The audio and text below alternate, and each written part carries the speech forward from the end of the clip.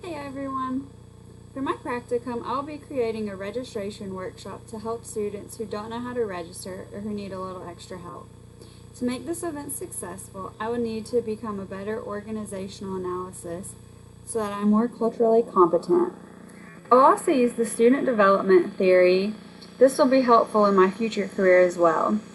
By using this theory, I'll be able to understand how students are learning and how I can help them become a better learner. My goal is to someday be either an assistant registrar or an academic advisor. I believe the student development theory has not only helped me in my current role, but will definitely help me with my future career after graduation. For my practicum, I've started working with my supervisor and have begun the planning process of the registration workshop. At this time, we found the computer labs to host the students and have picked days to host the workshops. We still haven't picked out specific times, but that's because I'm waiting for the official registration times to be posted.